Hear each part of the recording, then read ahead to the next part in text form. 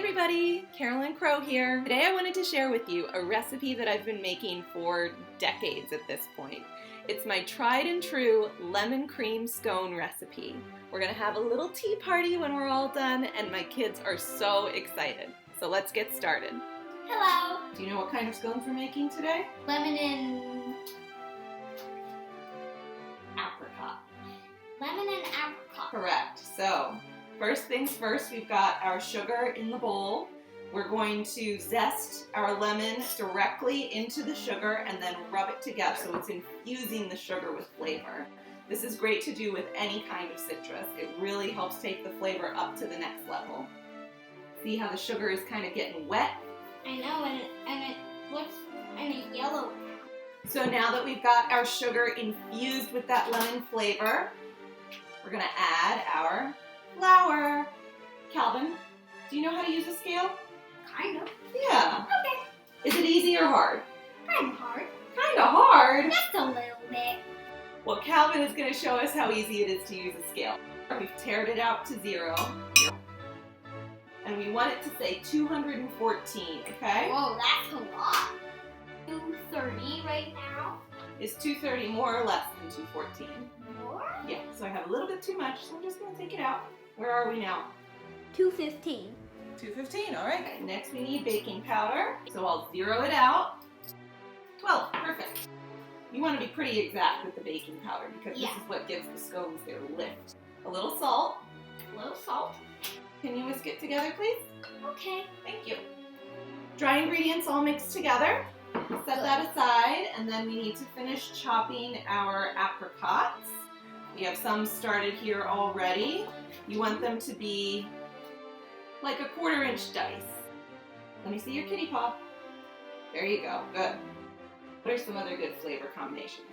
Lemon and almond, orange and almond, blood orange and chocolate. That's a favorite one. That's a very favorite one.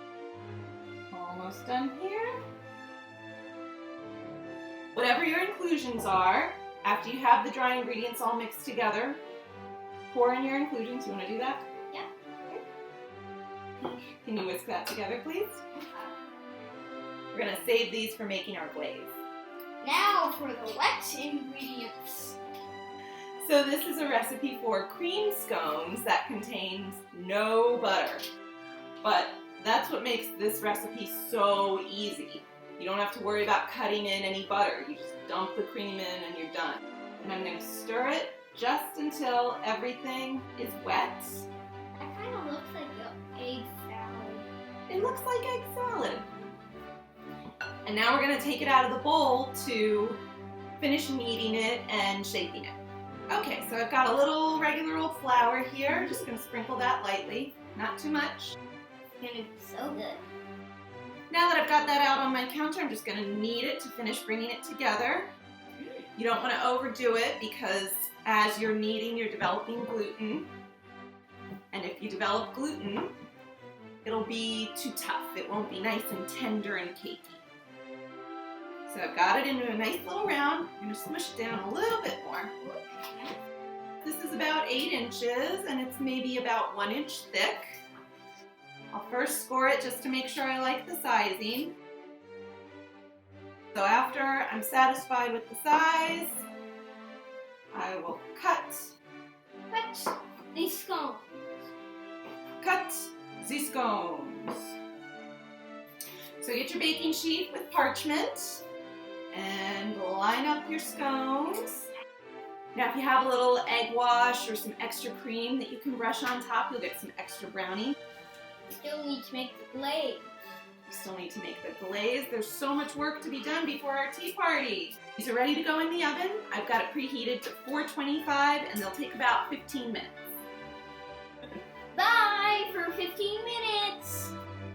So it's been 15 minutes and these look perfect. Check it out. They've got a little bit of browning on top. Some of the places where the apricots are sticking out got a little bit extra brown. That's okay. That doesn't bother me. And they feel firm when I press on the top. Pretty much any baked good, if it feels firm when you press it on the top, that means it's done. Hello, I'm here again. So we have here a bowl with some powdered sugar in it. And then we're just going to squeeze the juice directly into the powdered sugar. We've got a really runny glaze here. I'm going to add some more powdered sugar. You want it to be nice and thick. I'm going to put just a drop of vanilla in it. One drop. Can you stir it, please? As Calvin says, it looks nice and creamy. All right, now, the way to glaze like a pro is to move your arm in big, long motions like you're playing the violin. Do, do, do, do, do, do, do, do, do. I've got my glazing rack set up, and I'm just using the same baking sheet and parchment that I baked it on so that I can easily clean everything up. You want to go beyond the edges of the scone. That way you get the nicest appearance. What do you think, Kel? How does it look? A beautiful floral platter for our tea party. We'll just arrange our scones.